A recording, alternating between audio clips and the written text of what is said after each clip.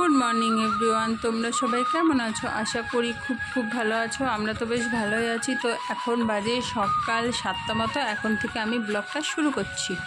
তো চলো শুরু করা যাক। দেখতেই পাচ্ছ উচ্ছে নিয়ে নিয়েছি এখানে দুটো। আর আমাদের বাড়িতে না আমার বর বলো ছেলে বলো কেউ একটু উচ্ছে খেতে চায় না। তাই এরকমভাবে করলে না উচ্ছেটা তিতা লাগে না। তাই ভাবলাম সেই উচ্ছেটা আমি কিভাবে রান্না করছি সেটাই তোমাদের সাথে ছোট্ট করে শেয়ার করি।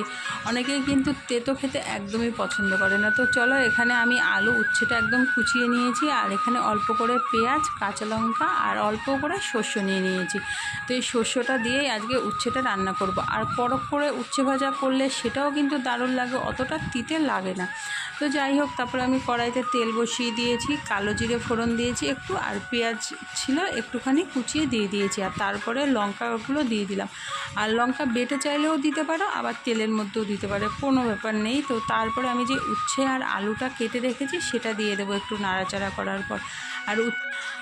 আর এই উচ্ছের মধ্যে কিন্তু বেশি কিছু লাগবে না, শুধু অল্প করে একটু শস্য বেটে দেবো, ব্যাস। সেটাই হচ্ছে উচ্ছে দিয়ে একটা রেসিপি করব, ছোট্ট করে, বেশি বড় না।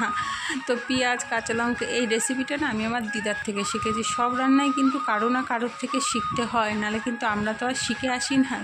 কিছু শ্বশুরবাড়ি থেকে শেখা, কিছু শাশুড়ি মার থেকে শেখা, কিছু মার থেকে শেখা, কিছু দিদার থেকে শেখা, এই। তো চলো, লবণ দিয়ে দিয়েছি প্রথমে, অল্প করে লবণ দিয়ে উচ্ছেটা আগে ভালো করে কিন্তু কষিয়ে নিয়েছিলাম ঢেকে, যাতে হালকা সিদ্ধ হয়ে যায়। তারপরে পাটাতে আমি এই শস্যটা বেটে এনেছি একদম মিশ করে, অল্প করে নিয়েছি। শস্য বেশি দিইনি, কারণ শস্যর একটা ঝাঁঝ আছে, তো তাই অল্প করেই দিয়েছি। আর এখানে দিয়ে দিলাম হলুদ, এর মধ্যে আর কিছু লাগবে না। তোমরা চাইলে একটুখানি জিরে বাটা দিতে পারো, কিন্তু আমি সেটা স্কিপ করে দিলাম না। তো তারপরে আরেকটু নাড়াচাড়া করে, কারণ শস্যটা একটু ভালো করে কষিয়ে নেব। আর শস্য জিনিসটা কিন্তু বেশি কষাতে নেই, তাহলে কিন্তু তেতো হয়ে যায়। তার জন্য অল্প করেই আমি কষিয়ে নেব, আর অল্প করে জল দেবো, যেহেতু শস্য আর কি। উচ্ছের রেসিপিটা বেশি পাতলা তো ঝোল ভালো লাগবে না, চচ্চড়ি যেহেতু একদম গামাখা হবে, তরকারিটা কিন্তু দারুণ লাগে। তোমরা অবশ্যই একবার ট্রাই করে দেখো, আশা করি ভালো লাগবে। শস্যর একটা ঝাঁজ থাকে, তার জন্য উচ্ছেটা না অত তেতো লাগে না। আর উচ্ছে আমাদের বাড়িতে বলো তো কি, ডালে দিলেও ভেজে কেউ খেতে চায় না, বিশেষ করে আমার বড়মশাই। এবার ও যদি খেতে না চায় তখন ভালোও লাগে না, যেটা রান্না করব যদি না খায়। তো জল দিয়েছি, এবার আমি অনেকক্ষণ ঢেকে দিয়ে একদম শুকনো করে নিয়েছি। দেখো আমার উচ্ছে চচ্চড়ি একদম হয়ে গেছে, খেতে কিন্তু দারুণ হয়েছিল। তোমরা অবশ্যই একবার করে দেখো, খুব ভালো লাগবে। তো তারপরে ছেলেদের জন্য করলাম ডিম পোচ, এটা আর কি ছোটো ছেলের জন্য। আমার দুটো ছেলে এক একজনে এক এক ধরনের ডিম ভাজা পছন্দ, এক ছোটো জনের এরকম, আর বড় জনের আবার ডিম অমলেট। আর রোজ সকালে ওদেরকে ডিম ভাজা বলো, আলু ভাজা, একটা না একটা কিছু করে দিতেই হবে, নাহলে একটুও ভাত খেতে চায় না। আর বড় জনের একটু পেঁয়াজ দিয়ে, লবণ, হলুদ, লঙ্কাটা দিই না, কারণ ঝাল লাগবে দেখে, এরকমভাবে অমলেট করে দিতে হবে, তাহলে দুই ভাই খুব খুশি। এখন ওরা খুশি থাকলে না, যখন খাবারটা দিই বেশ ভালোও লাগে, যে না আর সবজি খেতে চায় না, একটু ডাল দিয়ে আর একটা ডিম ভাজা বা আলু ভাজা করে দাও, ব্যাস, আর কিচ্ছু বলবে না। তো তারপরে আমি দুপুরের এই মাছের রেসিপিটা করব। বাটা মাছ নেওয়া হয়েছে, ছোট্ট বাটা বলতে পোনা, বাড়ির থেকেই নিয়েছি। তো এটা আজকে ঝাল করব। প্রথমে ভেবেছিলাম ডাঁটা দিয়ে আলু দিয়ে পাতলা ঝোল, কিন্তু ভালো লাগে না, সব সময় একঘেয়ে তরকারি খেতে ভালো লাগে না। তাই একটু, আর মাছগুলো বড় ছিল দেখে মধ্যখান দিয়ে কেটে নিয়ে ছোট করে টুকরো করে নিয়েছি। আর এই মাছ তো আমার বড় ছেলে বলো বড় বলে অতটা পছন্দ করে না, কারণ প্রচণ্ড কাটা, আর আমারই কাটা বেছে দিতে হয়, এই আর কি অবস্থা। খেতে বসলে এই মাছ নিয়ে কী আর বলবো, কিছু বলার নেই। তো চলো, বেশি কথা বলে ফেলছি, রেসিপিটাই বলি। তো এখানে নিয়ে নিয়েছি শস্য, এটাতেও শস্য দেবো, পেঁয়াজ, টমেটো, কাঁচা লঙ্কা, আর বেশি কিছু না। তো মাছগুলো তো প্রথমে ভেজে নিচ্ছি, লাল করে একটু ভেজে নেব।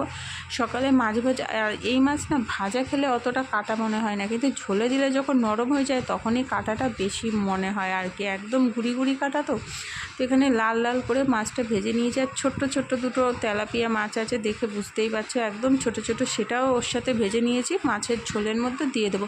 আর এরকম শস্য দিয়ে, আর আমার কাছে পোস্তটা আমি দেবো না, আর পোস্ত সাদা শস্য আমরা অত খাই না, আমরা বেশি খাই লাল শস্যটাই বেশি ব্যবহার। যখন পাবদা মাছ করি বা ইলিশ মাছ করি তখনই পোস্তটা আমরা ব্যবহার করি।